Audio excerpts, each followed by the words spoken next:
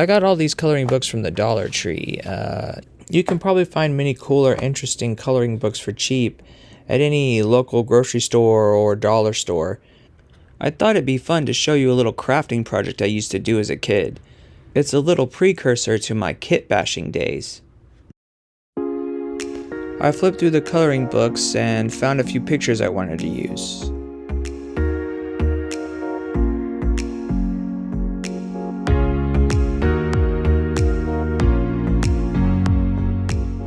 Let's put color to paper.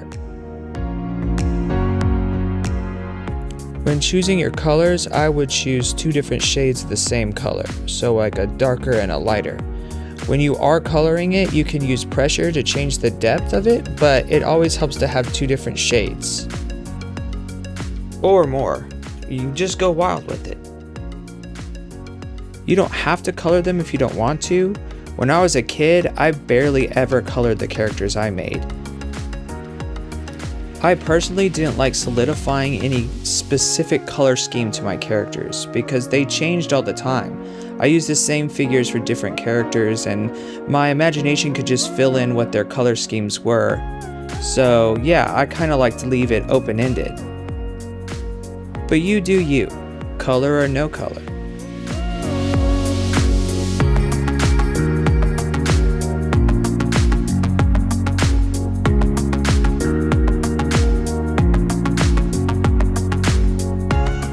Like with most of my characters, I like to create a little bit of a backstory and lore.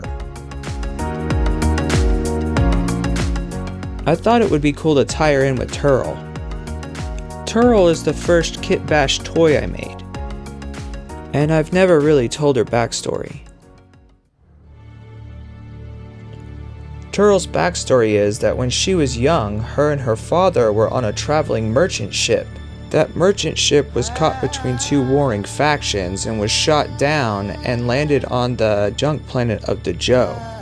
Tragically, Turl's father, didn't survive. But before he died, he asked for a fellow merchant to watch after her. Unfortunately, one of Turl's lower arms was completely damaged beyond repair. Keeping up with the promise he made to Ro, and with all his merchandise destroyed in the crash, he had to revert to his old profession. That old merchant was a retired bounty hunter. Now stranded on the desert junk heap planet, the survivors of the crash didn't have many options. There was a small riffraff settlement nearby, but it was mostly made up of outlaws, scumbags, and the unwanted. Looking to take on a bounty, Turl's new father figure went to the local pelt bar.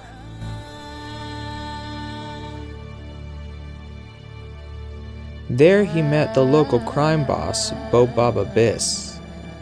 Bobaba offered the old merchant a job. The job was to collect a derelict indentured servant. Her name was aderaude Noffri. And just so happens she's the only one on the Joe who knows how to fix Turl's arm. I chose to give her a pink complexion. Not only because it's so difficult to say, and I'm a sadist like that, pink complexion, pink complexion, pink complexion. But also because I wanted to make her an alien character. And if you know my channel, you'll know that's a common theme for me. Pink complexion, pink complexion, pink complexion. aderaude is an Albanoan from the planet Albanoa. However, aderaude was born with a rare skin disease called Oxalbane syndrome. She was born with a unique pink complexion that was uncommon to Albanoans, most of which have a variety of green tones to their skin. On top of having a unique skin complexion, she also had an extreme sensitivity to cold, which put her at high risk because Albanoa was a frozen planet. When aderaude was still an infant, she lost mobility in her arm due to overexposure. When she reached adolescence, her arm was replaced with a cybernetic one. As a child, aderaude grew up in confinement.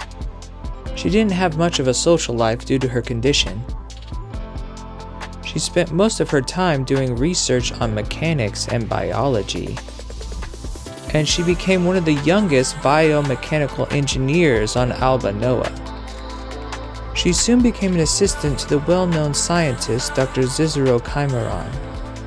Dr. Chimeron had created a new biomechanical data storage system called liquid memory. Let's cut it out. Snip, snippity, snip, snip, snip. One day, while doing research for Dr. Chimeron, aderaude discovered that the test subjects used to make the liquid memory were all orphans from off-world. And once all their memories were uploaded, they were killed and their bodies disposed of. This discovery outraged aderaude, and she fled with as many liquid memory vials as she could. She ended up on the junk planet of the Joe to hide away from the galactic defenderant who had put a bounty on her head. aderaude had stored the liquid memory vials in a cooling unit she had installed in her arm. Upon arriving at the Joe, she knew she had to find a better way to store the memory vials. She took a job as a waitress at the local pelt bar, where her hair would be served to and consumed by patrons. Ooh, sticky stuff.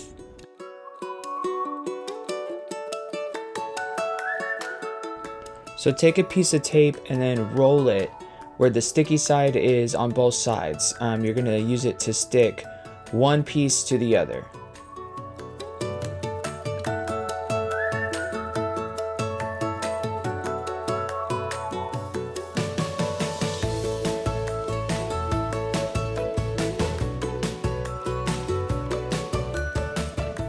I personally always like using tape because you can remove the parts that you attach, or you can rotate them and pose them and stuff like that. You can also probably use sticky tack. That works just as well as tape.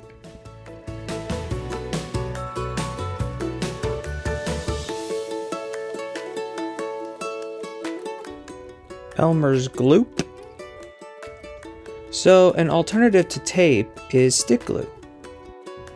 The good thing about stick glue versus regular glue is it doesn't get all over the place and it dries pretty quickly, so you don't have to worry about making a mess.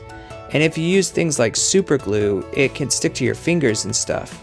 So stick glue is probably the safest option for younger kids. Like I was when I first started making stuff like this. With stick glue, unlike tape, you can't really take it apart and pose it and stuff like I said before, but if you're not into that kind of thing, this is a perfect solution. While working at the pelt bar, aderaude became a patron favorite. She was able to earn enough credit to pay the Dejoan Bobkin, Nord-Skreet, to guide her through the heaps and help her locate an old refrigeration unit. aderaude was able to find an old refrigeration bot. The old bot was once used as a doonji cart.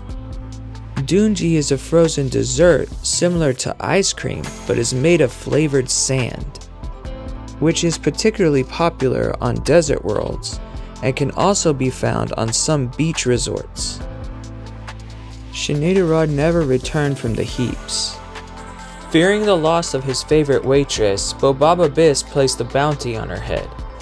It was this bounty that Turl's adopted father was now out to claim.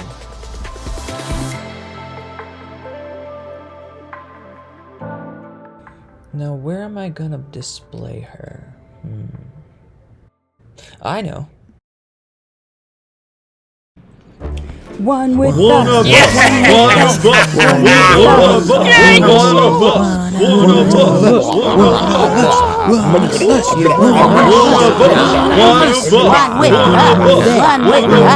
One with us.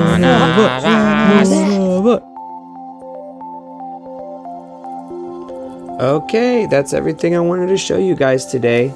Thank you for watching, and remember, the number one rule of life is don't die. Toodles!